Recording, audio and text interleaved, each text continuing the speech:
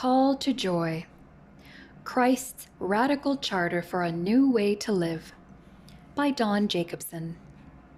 Chapter 8. Licensed to Get into Trouble. Blessed are the peacemakers, for they will be called children of God. Matthew chapter 5, verse 9. New Revised Standard Version. Being a Christian means getting into trouble. Now there's a radical thought. We're not supposed to stir up the trouble intentionally. We are not to go about looking for people to irritate. But when you and I became Christians, we were licensed to get into trouble. Being a Christian, in the context of God's call to a radical new way of living that we're exploring in this book, implies a willingness to wade in where there is trouble and be a peacemaker, an intercessor, a reconciler, a bridge builder. Paul says that God's people are ministers of reconciliation. We talked about that briefly in an earlier chapter. Now we're facing it square on as a very explicit call from God. The definition of reconcile I like best is to cause to be friendly again. Isn't that a great description of what needs to be going on in our world? We are to be the people who step into difficult situations and cause people to be friendly again. Jesus said it even more simply in Matthew 5:9. Blessed are the peacemakers, for they will be called children of God. We said, as we began this book, that the Beatitudes are Christ's radical charter for a new way to live. This beatitude is a good illustration of why we've used the word radical. As Jesus neared the end of the list, I suspect that the disciples and the others who heard him were staggered by the dramatic picture of the new kind of life he was calling them to live. We get accustomed to it because we read it so often. The words become familiar, and they do not jar us. But for those who heard them for the first time, it must have been staggering. Jesus said to his disciples, "You will never again be satisfied with the safe, cautious, self-seeking, tame, isolated existence you have known. You cannot hide in your cloister." He said, "You cannot take refuge in your fishing boat anymore. You cannot hide in the hills and be a hermit.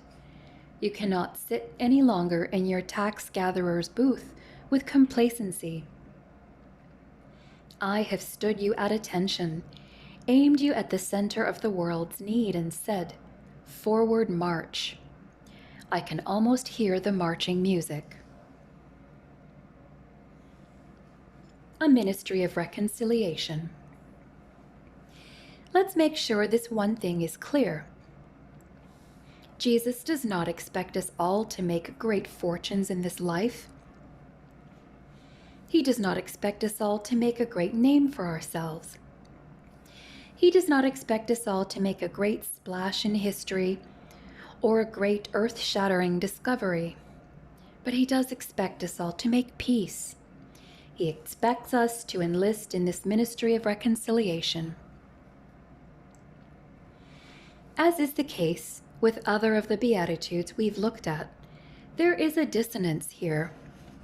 It immediately raises the question, why does it say we're to be peacemakers, and yet, just a few chapters later, Jesus says, "Do not suppose that I have come to bring peace to the earth. I did not come to bring peace, but a sword." Matthew chapter 10, verse 34, New International Version.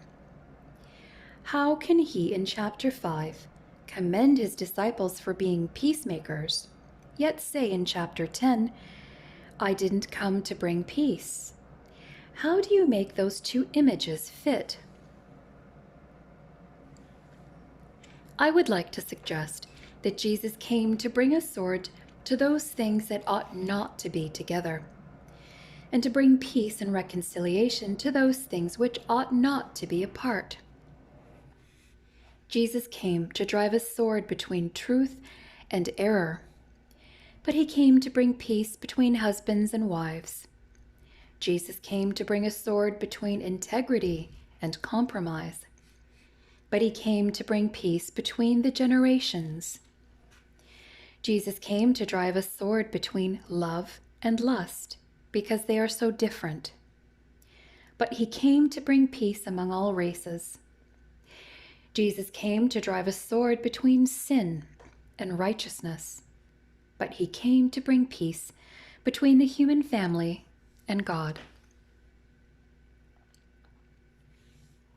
To read through the Bible story is to be absolutely convinced that peace is a high priority item in God's scheme of things. It is mentioned more than 400 times in the Bible. Jesus is called many things, but near the top of the list, he is called the Prince of Peace. Peacemaking must have a high priority in God's will for his people, for him to give his Son that name.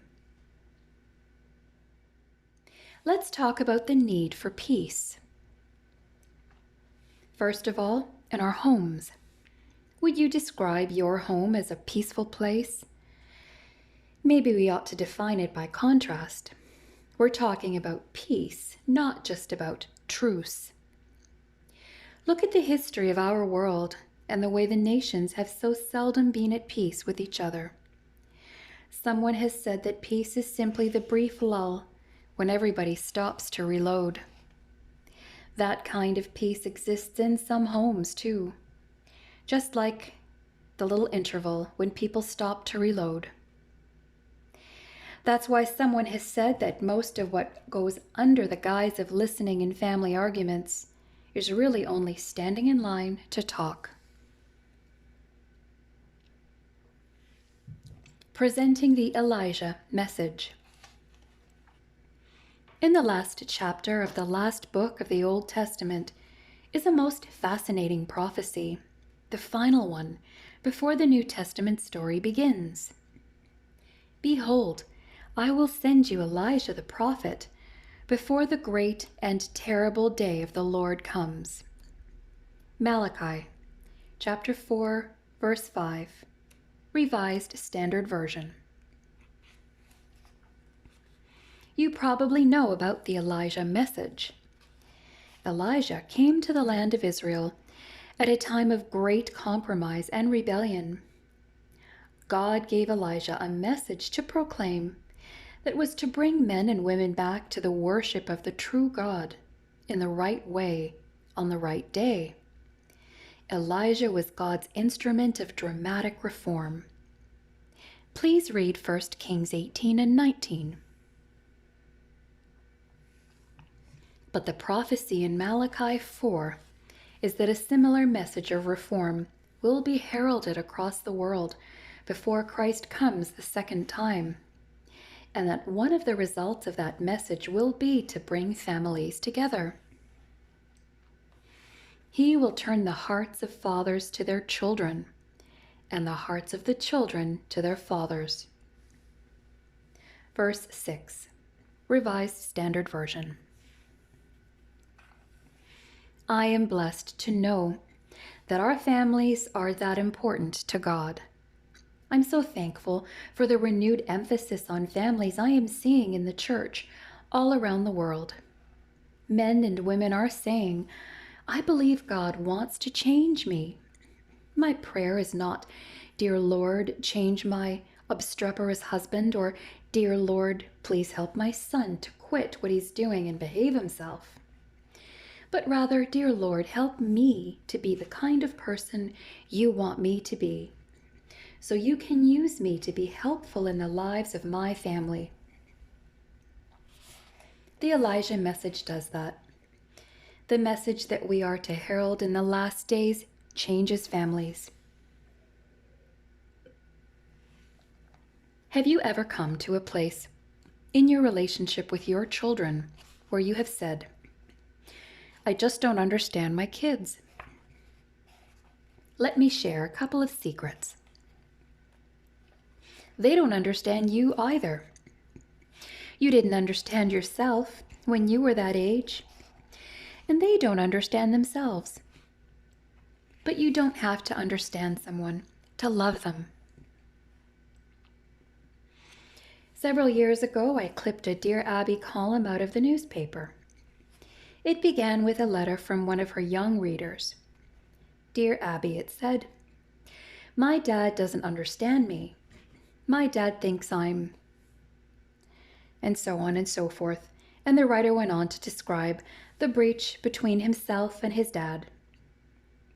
The lack of understanding, how his dad did not understand the things he did. Then the son concluded his letter by saying, but there is something else I need to include in this letter, and that is that I don't understand why I do some of the things that I do either. Neither has my father ever stopped loving me, even when he didn't understand me. The Elijah message preached in the last days is not simply to create a body of truth we can take home and put on the shelf and say, isn't this wonderful? I have the truth now. Look, everyone, here is the truth, over there by the fireplace. Rather, if the Elijah message does its work in my heart, it's going to make a difference in my home. And there will be more forgiveness going on in the Christian home than anywhere else in the world. That is his promise. As that message does its work, it brings the generations together. Maybe there have been some walls that have grown up, things you just didn't understand, or things you wish your children had done differently. Or maybe it was a spouse who has embarrassed you or betrayed you even. The gospel reaches across the chasm those events have built, and it hugs. Several years ago in a large church in the Midwest, the youth department was invited to come and lead out in the program for morning worship. The main part of the program was 4 young people who were to present the gospel in music.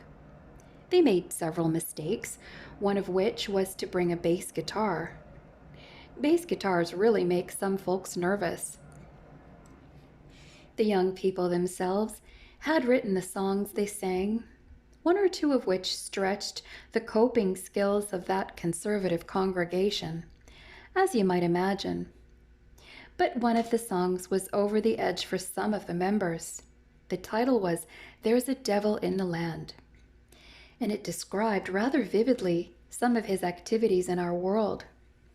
The further they went into the song, the more uncomfortable some of the folks in the congregation became. Finally, one man got up and stormed down the aisle and out the back door. Outside, he accosted the pastor. If you are any kind of spiritual leader, you'll go in there, stop that program, put those kids in their place, and apologize to the church. If you had been the pastor, what would you have done? Well, the program concluded and the saints filed out. It was evident from an inventory of faces that a lot of strong emotions, both pro and con, had been generated during the preceding hour. Too many to ignore. The pastor discovered that this group of young people met every Thursday evening to practice in a hall a couple of miles from the church. So the next Thursday evening, he and his wife went to the building where they were rehearsing. They slipped in the back where it was dark, sat down, and listened. For perhaps 10 or 15 minutes, the young people didn't know they were there, but then someone spotted them. The pastor and his wife slowly walked to the front and sat down on the floor by the piano. The kids knew why they had come, and so, after they had sung a little more, a conversation began about music, about good taste, about a sense of the appropriate, about forgiveness and understanding. Their argument was the songs were theologically correct, and it's the music that expresses the experience we are having. People ought to be able to accept that.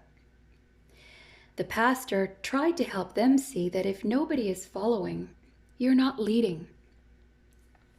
For an hour, the young people, the pastor, and his wife talked together. Several good things came out of that discussion. And the best is that those young people are still loyal and effective Christians today. If the pastor had yielded to the pressure and denounced them from the pulpit, I'm not sure that would have been the case. I believe that was peacemaking between the generations, what God wishes us to do.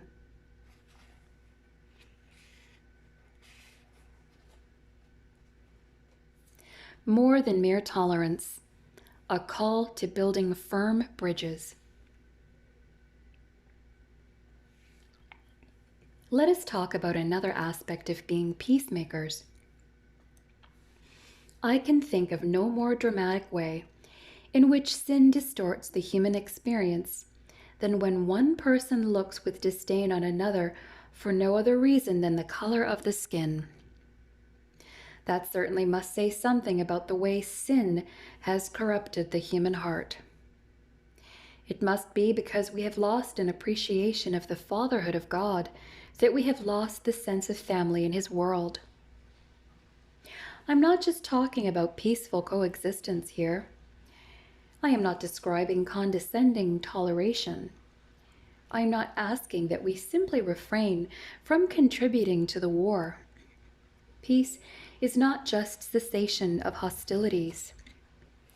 Nowhere is Jesus called the Prince of Truce. He has not called us to be peacekeepers, but peacemakers. And that is the title of one who wades intentionally into the tensions of the world to build firm, lasting bridges. The issue of race is not something we can stand back and let take its course. Every born-again Christian will be an advocate for reconciliation between diverse ethnic and racial groups. I want to tell you about Frank. He was a member of a medium-sized church on the East Coast. One day, a black family began attending and applied for membership. It was a first for Frank's church. The black family already held membership in his denomination, but not in this local congregation. A short time later, Frank decided he would join the choir. During a break in a rehearsal, Frank discovered there were strong feelings in the choir about the new family. So strong that the choir voted to disband if they were granted membership. As Frank listened to the arguments, he found himself beginning to agree, and soon was a leader in that cause. He said, if we let them in, it will start a trend. We don't want any of them in here with us. Frank's son, who was 6 years old at the time, asked his father why the choir had disbanded. When Frank began to hedge in answering his son's question, his guilt level began to rise. The contradiction of the gospel that it presented began to stir in his mind. As a result of his son's simple question, Frank had a change of heart. Frank went on the initiative again. He went to the home of every choir member, confessed the part he had played, and asked their forgiveness. He prayed in every one of those homes. He pleaded, interceded, began to re-educate, and finally brought reconciliation. His attitude, his peacemaking brought new acceptance within the choir, and out of it came a new understanding of Christianity to that entire congregation. If you visit there today, you'll find one of the finest little choirs in the East. And standing side by side, singing praises to the God of all the human family are Frank and his new friend from that black family. Blessed are the peacemakers, for they will be called children of God.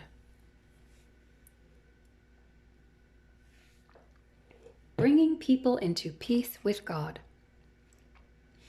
There is one more aspect of peacemaking I want to talk about. Whoever leads someone else to renounce sin and yield their lives to Christ is a peacemaker. That's really the task to which God has called His church. Once, when we were moving from a home in which we had been living, a neighbor said, "You folks have sure fixed up your house nicely." We had tried to take a real interest in the yard. We had done some landscaping and a lot of fertilizing, mowing, and planting. Without solicitation, one of our teenage sons piped up and said, "Yep, they've never moved out of a house that they didn't leave better than they found it." It was a nice compliment, particularly from one of my own children. I was glad he could observe that, but it caused me to do some heart searching. Ruth and I got to talking about it later, and I said, "I wonder if we've never moved out of a neighborhood we didn't leave better than we found it." That's a harder question, isn't it? If you were to move out of your neighborhood now, would you leave that neighborhood a better place than you found it? I wonder if that's true of my neighbors. If I were to move out of my neighborhood now, would I leave my neighbors better people than they were? Would they have been blessed because we had lived among them? I believe it's time for Christians to make some bold decisions about the kind of people we're going to be, and for us to take some bold actions relating to how we're going to become involved in Christ's radical charter for a new way to live. A little boy knocked on author Anne Kiemel's door one day as she tells the story. He was dirty and hot and had wads of newspapers under his arm. "Would you like to buy a paper, lady?" "Well, what kind of paper is it?" "Grit." "Grit? What kind of paper is that? I never heard of it." "Well, ma'am, it's a paper I'm selling, and it talks about..." And he tried to go on, but I couldn't have cared less. But I looked at him, and he looked so tired and worn out, so I said, "Okay, how much?" "A quarter." So I went and got a quarter. "What's your name?" "Buster." "Hi, Buster, my name is Anne. Doesn't it get pretty hot walking these streets every day?" "Yeah." "You must be pretty tired." "Yeah." "Buster, I'd like to be your friend. And whenever you're out selling papers, if you get real thirsty or real tired, I want you to know you can come to my place and I'll give you some Kool-Aid and let you sit down in the cool and we'll laugh together. How does that sound to you?" "Pretty good." And so Buster started stopping by my house. I guess just because somebody cared about him. And he needed someone to care. One day I said, "Buster, take me to your house. I'd like to meet your family." He sort of shuffled his feet. "It's not a very nice place, and I don't think you'd like it." "Buster, I don't care where you live. I just want to go with you." He took me to a little shack with 2 rooms, a bathroom and 1 big room, and a father of some 80 years of age. Buster, his little sister, and his father all lived there. Their alcoholic mother had deserted them years before and only dropped in now and then. I had never been in a place like that in my life, but I was out to love Buster to Jesus. He was part of my world, and I really cared about him. One day, Buster said to me, "Do you like fishing?" "Well, I'm not a very good fisherman." "Would you go fishing with me sometime?" "Sure, I'll go fishing with you. Where do you go?" "Well, there's a pretty good drain ditch up the road." "Okay, when did you have in mind?" "How about Saturday morning?" Saturday morning? I had only one day to sleep in, and that was Saturday morning. But after all, if you love someone, you have to make sacrifices. "What time, Buster?" "Oh, what do you say about 5:30? Buster, I know the fish wouldn't bite at 5:30. That's way too early. Oh no, that's the very best time. 5:30 in the morning. That's when they really bite. Are you kidding me, Buster? Fish actually bite at 5:30 a.m.? Sure they do. Well, okay, love, I'll come by at 5:30 and we'll go to the drain ditch. If we were going to a big lake, it would have been more exciting. But a drain ditch at 5:30 a.m.? He knocked on my door 15 minutes early and I wasn't out of bed yet. I jumped into some old clothes and we headed for the drain ditch. He had dug a can of fat, slimy worms. When we got there, I said, Buster, I'll tell you what. I will hold the worms while you fish, because I really don't know a lot about fishing. Maybe later we'll switch. So I seated myself on a cold, hard rock, holding the can of worms, and Buster went down to the ditch. It was in his heart. He wanted me to see him catch a fish. He was determined, and he tried so hard. Buster, I told you it was too early. Shh, be quiet. And so I'd sit there looking at those ugly worms, praying, God, please help him to catch a fish so we can hurry and go. After a while, the sky began to get darker and darker, and soon it began to pour. Buster, I said, are you sure fish bite in the rain? Sure, they bite any time. Even in the rain? Yeah, it's no problem. And the water began to run in my hair. I was getting desperate. God, will you please hurry up? Buster was not leaving without a fish. Finally, he caught one, and we were both dirty and wet, and we got in the car. Now with a fish in the can of worms. On the way home, I said, Buster, are you hungry? Yeah. Would you like to stop at a coffee shop and get something to eat? Wow, you mean a restaurant? He thought he'd like that. It just so happened that there must have been 50 businessmen having breakfast on Saturday morning. Well-dressed, sophisticated. And we were dirty and smelled like fish. And they seated us and I whispered, now Buster, you can have anything you like. If you want 5 eggs and 3 pieces of bacon, then you order it. So he did. 5 eggs and bacon.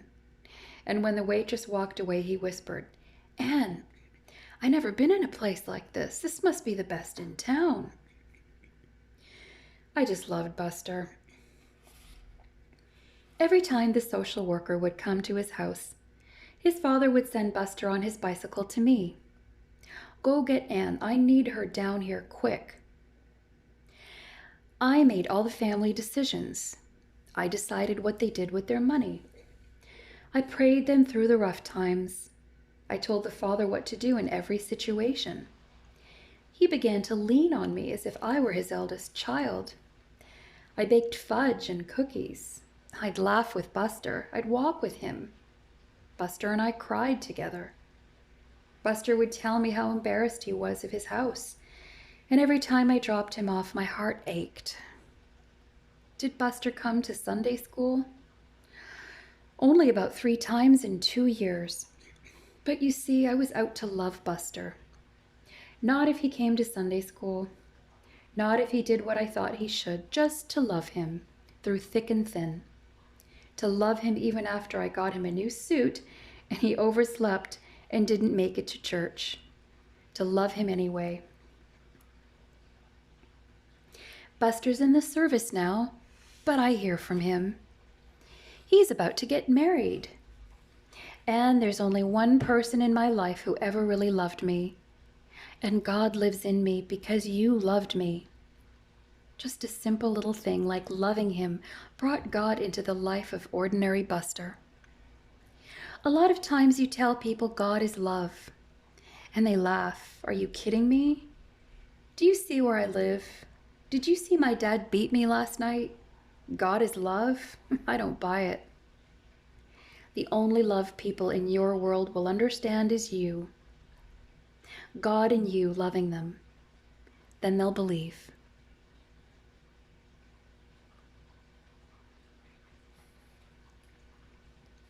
Listening to God. Thought questions. We live in a world that seems to thrive on conflict.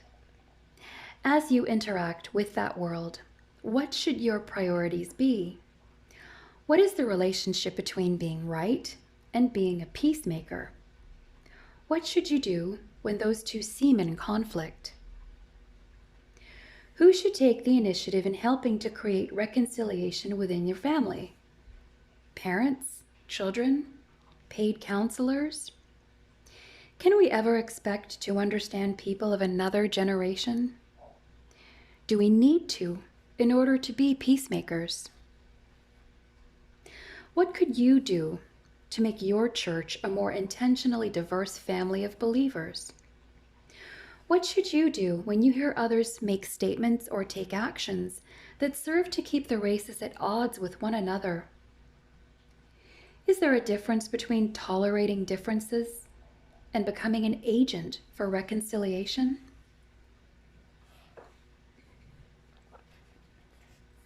Sharing with God the ministry of prayer. Lord, I know my own heart. I know that dark, ugly impulses rise up in me when my views are challenged, or my assumed rights are threatened or discounted. Too often I'd rather win myself than see everybody win. And that makes me part of the problem, not part of the solution. I pray that you will give me no peace until I am able to become a peacemaker. Don't let me settle for standing on the edges, out of the fray, believing that it's okay to be a spectator. Give me the courage to step into the middle of things and serve as your minister of reconciliation, whatever the cost. And I pray that you will give me a passion for making this happen in my own family. Help me to share your love so powerfully that these people closest to me sense that I've been with you and want the same experience for themselves. Help me love them for you in the way you love them yourself. Thank you for allowing me to be part of what you are doing in the world. Amen. Buster's story is taken from the book I'm Out to Change My World by Anne Kiemel. Copyright 1974 by Impact Books.